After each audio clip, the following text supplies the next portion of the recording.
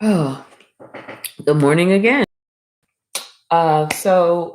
I'm doing a testimony recording at the request of my dear friend, Pastor JoAnn Valley-Rush of Houston Praise and Worship Center and Bishop Frank Rush. Love you all to life. Um, so here's my various testimonies to share. My testimony, first and foremost, is the learning of my marriage, the learning to understand what God was taking me and doing with me in my marriage. It took a long time for me to understand my place in the spirit realm of my marriage. Um, what else?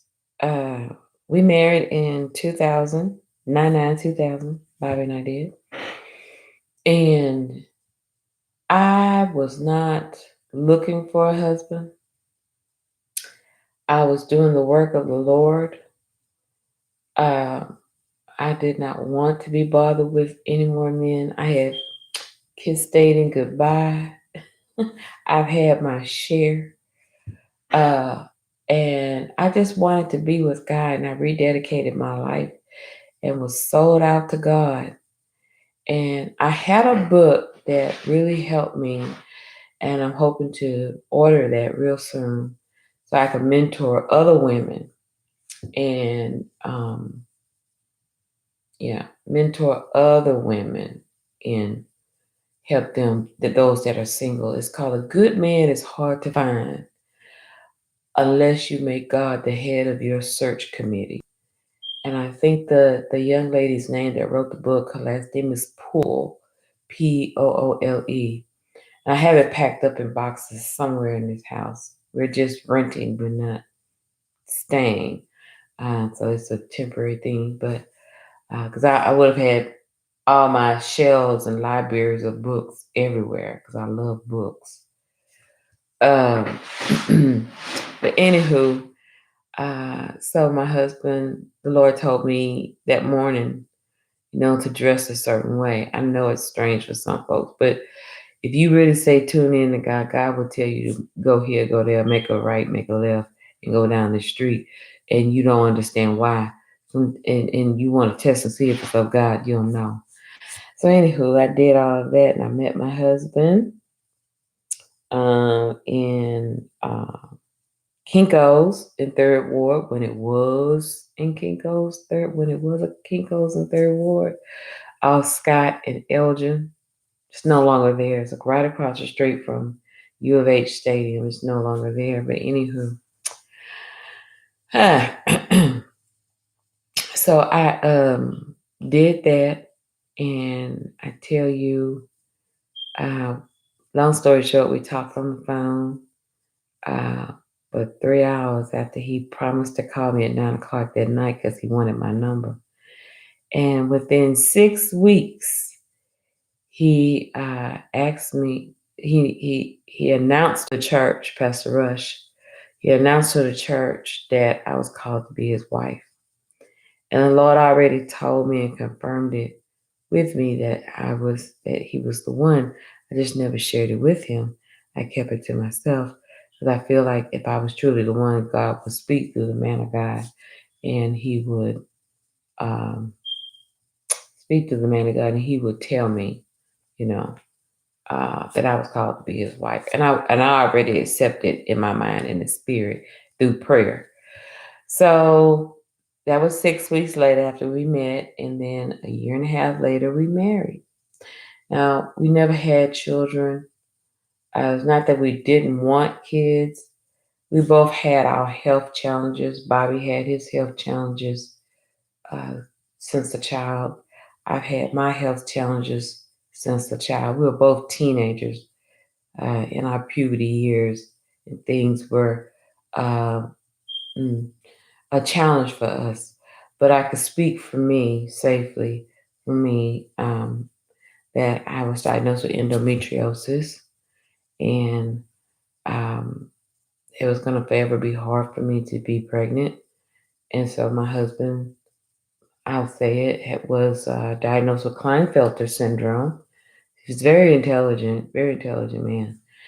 And so with me, my endometriosis, and him with Klinefelter syndrome, it made us compatible because um, one person, if they're struggling with fertility, it will kind of make you insecure to a mate that doesn't have that problem, or vice versa. But since we both had that problem, we are both on the same page together. So we have tried adoption 3 times. 3 times. The second time, the first time we went through a popular place, start with a D. I'll leave it at that. And I was in grad school and I was filling out the paperwork, getting it in little by little. And then they were saying you were taking too long, and we're going to close your file. And if you want us to reopen it, you have to go through an appeal process. So I said, okay. So I knew right then it was quite disturbing to me how they did me. But I was in grad school and I was not so much babysitting, I was keeping our godson while his mom worked overseas. So anyway, mm, um, I finished up graduate school, and then I felt a lump in my breast, but I didn't think it was anything serious because it's my right breast. I've had a lump there before at 25 years old. Now I'm giving you my testimony of breast cancer. I had a lump in my right breast before when I was 24 years old. So when they took it out, it was benign. It was non-cancerous. It was a fibrous tissue. So I was grateful. But when that lump came back with me being 43 years old, it was hard. It was harder. And I'm a health educator, so I'm always teaching people about things.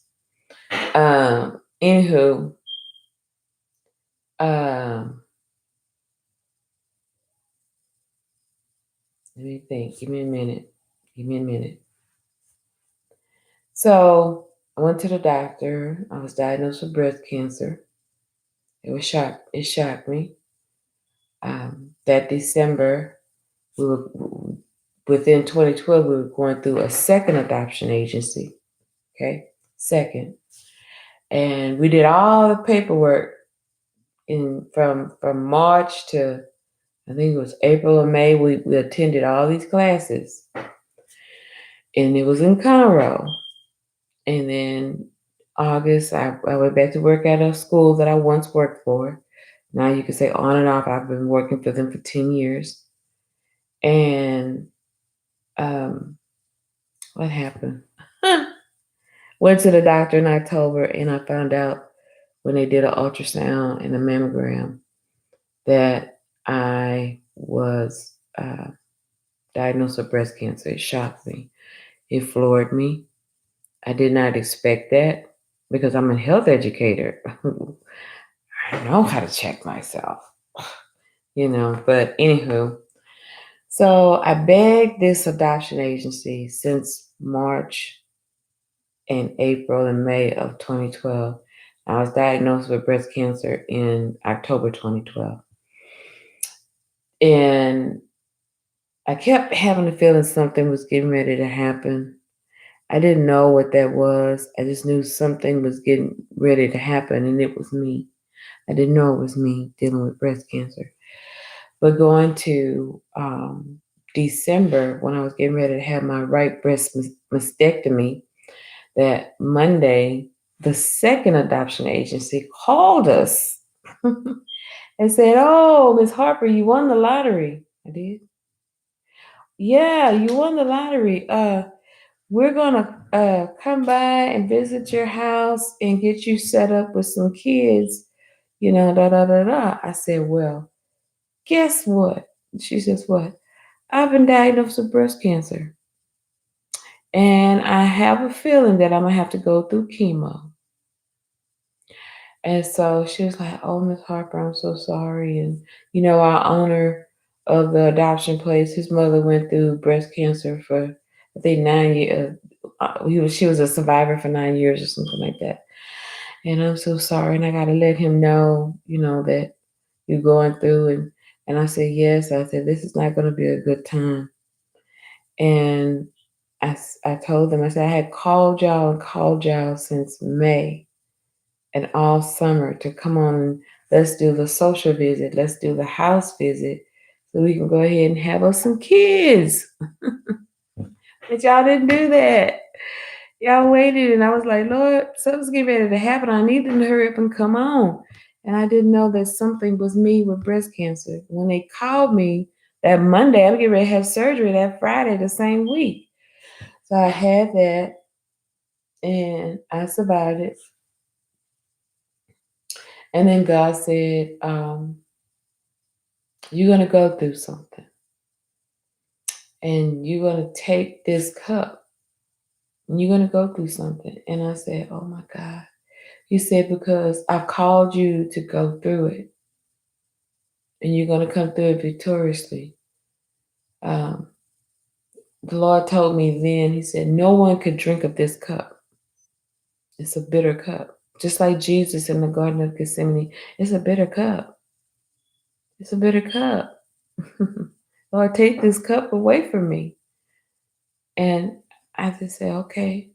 No one could drink this cup or drink the cup, is what God said. But anywho, Uh, so I got the news that I had my BRCA analysis. They said it was just luck of the straw. It wasn't hereditary. It wasn't environmental. It was just a luck of the straw. I said, okay, well, that's strange. Anywho, um, mm, I was told I would need to be on uh, chemo. So I went through chemo. It was hard. It was really hard. I have naturally long hair. Um, my hair started falling out. I asked to cut my hair. My beautician at the time, God rest her soul, she wouldn't cut my hair off. She said, "You grew all this." I said, "Sweetie, it's gonna fall. It's gonna leave. Cut it all off." And she cut it off and gave me a Haley Berry hairstyle. I said, "Okay, that's fine." Um, but then she said, "I just can't see cutting your hair. I just can't do it." And I said, okay. So when I was taking a shower and I was, washing my hair and everything, my hair was coming out in plugs. It just was just patches. And I cried about it, and I put a cap on. I was so embarrassed. And I went to one of my friends that's a barber named Eddie. And I told him what was up. And I needed my hair cut. I needed all of it off. But it's going to fall off anyway. And I don't want to have to see that. Seeing my hair fall out in the shower was devastating. And my hair is my crowning glory. I never wanted to see my hair fall out. I wanted it cut so I wouldn't have to see that. But he did it, and he kissed my forehead and blessed me. He and a pastor friend of his, they prayed for me and blessed me. And I went through my nails. They were falling off. They were getting purple. My toenails, they were getting purple. They were falling off. Um, mm, I did not want to take the last 4 doses of chemo because this one was the stronger dose, what they know as the red devil. Oh my God. Mm.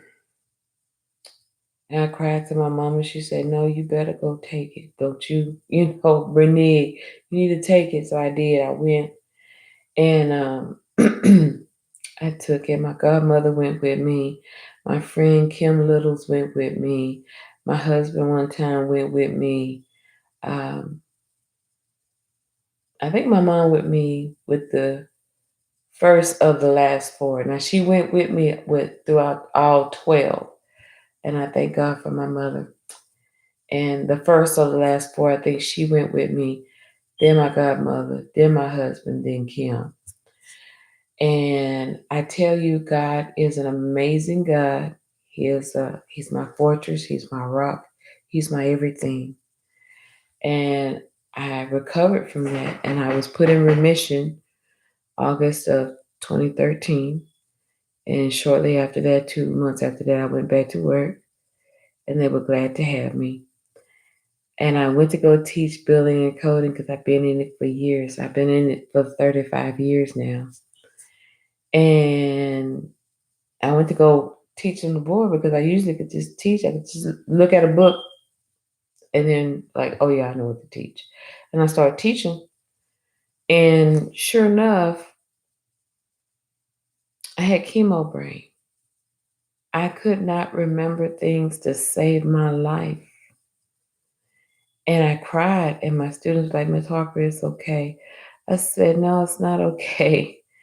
So dealing with chemo brain, and I'm still on chemo till 2023. I'm still on that because my second BRCA analysis that I had told me that I'm at a higher risk, and that it was recommended for me to take it for 10 years. So I have to take it for 10 years. Um, so anyway, I did that, recovered, started teaching school. My next testimony is about kidney failure. And that whole 2019, it was like every other month, I was in the hospital getting a blood transfusion. Couldn't understand why my hemoglobin was going down to 6.26. My doctor's telling me if you don't get to the hospital and if you're driving, you're going to pass out. And I don't need you passing out, getting into an accident. You need to go right now. I said, okay. So I went all that year. And we kept contemplating about having children. So again, went to our third adoption agency, and we went to the classes, filled out all the paperwork, did all the wonderful, beautiful things to get in class, to adopt children. And I said, you know what, God, I got scared. I said, what if I don't pass this health thing? And it wasn't that I was attracting that; it was just something in my spirit was telling me something about that. And so when I talked to my PCP, and I had to get content with God and say, God, if we don't have any children, I'm okay with that. I'm very okay with that. I will help other people with their kids and I won't worry about it. I'm okay with that, God. I'm okay with that. So, hmm, uh, hmm. So I had my I filled out the form for my doctor to do a health check for the adoption agency. The adoption agency wanted that. So he says, Miss Harper, I don't think you should have children right now because you're still on chemo and a whole lot of other pills and you're anemic and how you gonna keep up? And I'm just so scared for you.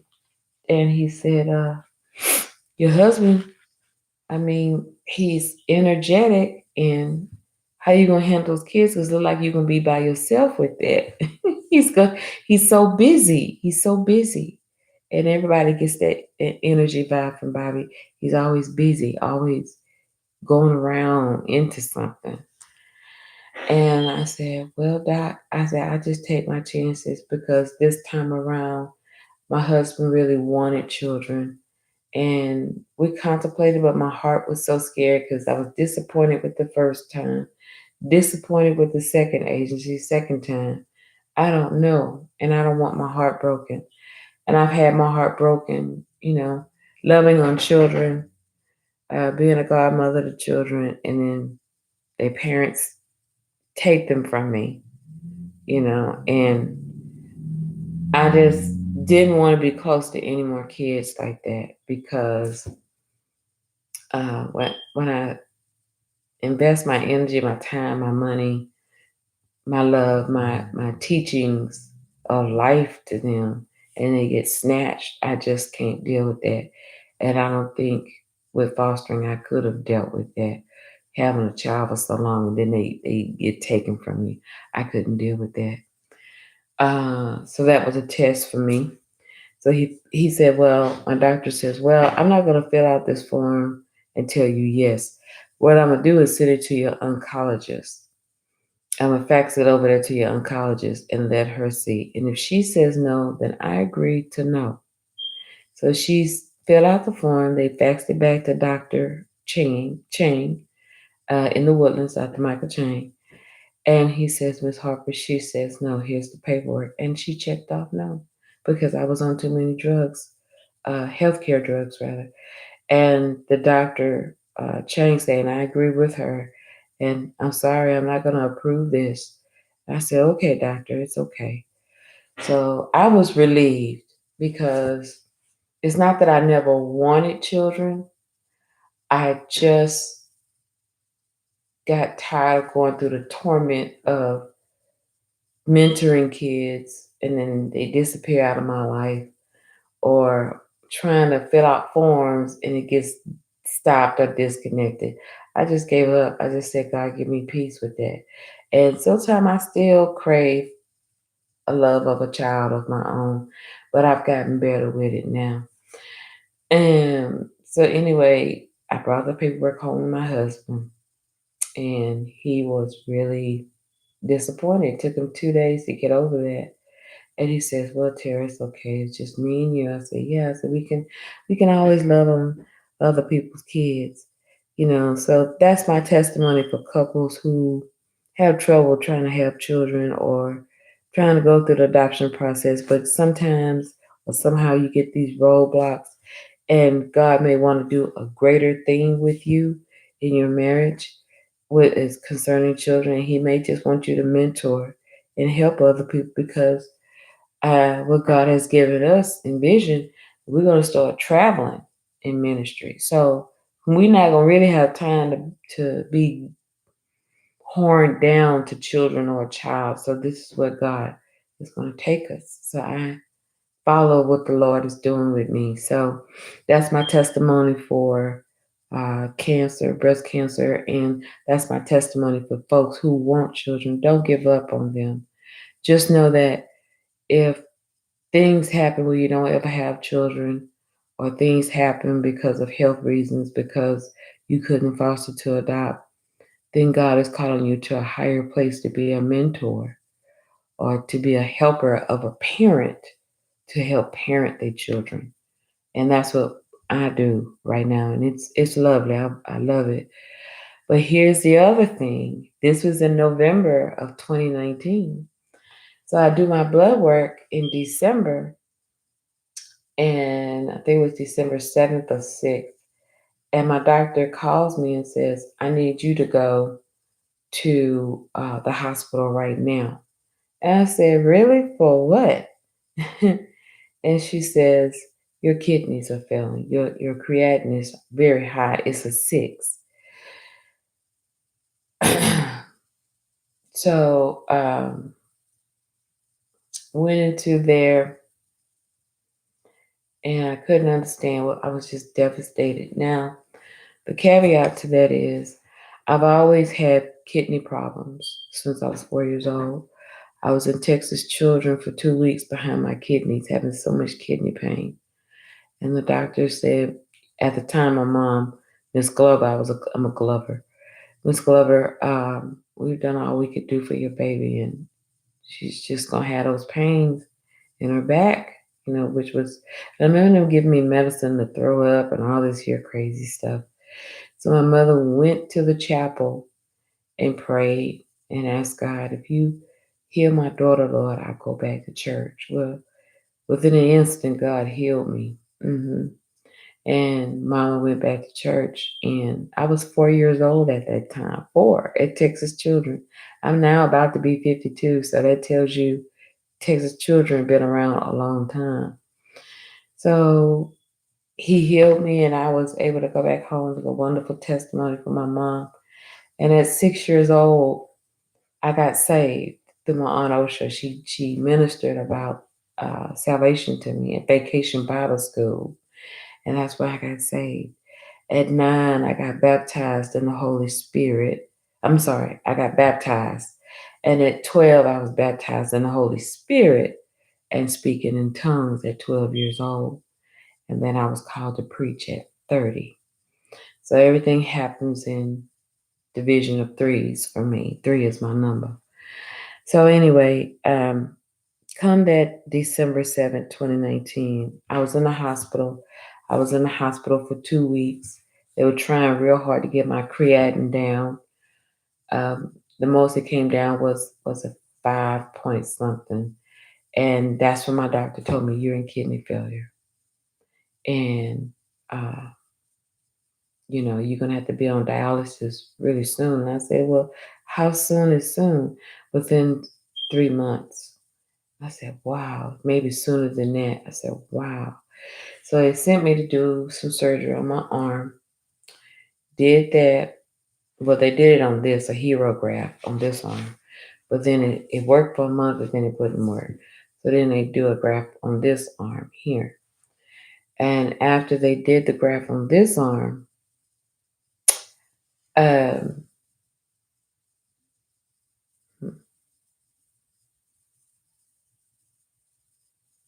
give me a minute.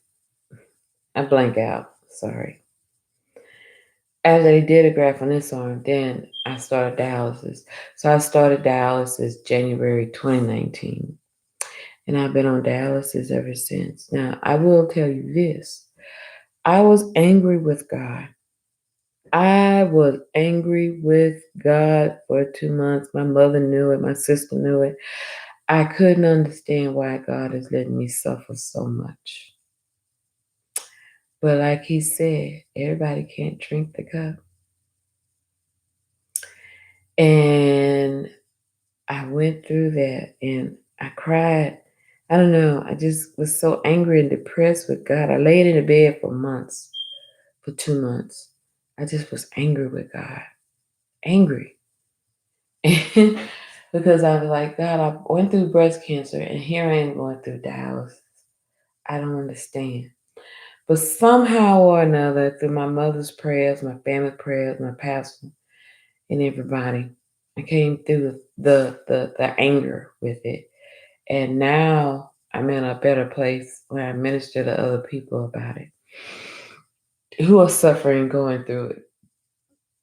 So I understand sometimes God takes us through the suffering. He's still good. And I still love God. And try to minister to other people about it. So God is so good and so gracious to me and my husband. And I'm getting better. I have my good days. I have my bad days. Yesterday was kind of one of those. It was one of those bad days, and I was having migraine all around here, all in my face, all in my face. And sure enough, God. When I got up and worshiped God this morning, I could still feel it a little bit, but it dissipated. It wasn't as piercing and sharp as it was. So I thank you, Jesus, for that. But I had to share my testimony. And I want to tell y'all how much I love y'all, how much I appreciate y'all. Um, God is a healer, and everything happens for a reason. And sometimes it's to bring you to a place to minister to someone else. And that's what I do with breast cancer. I'm a 8-year survivor of breast cancer since November 1st, 2012. I will be a 9-year survivor come November 1st this year. Um, as far as end-stage renal disease, I finally got to a place where I want to concentrate better on losing weight. My doctor has been on me. My nurse has really been on me. My husband has been on me. It just took me a while to grip the fact that, Tara, this is going to work for you. This is going to work for you. So pray for me, everybody, that I lose another 100 pounds because that's where I need to be. That's my journey right now. And that's it. So I hope my video vlog of testing will help you. All right, be blessed. Good night. I'm going back to bed.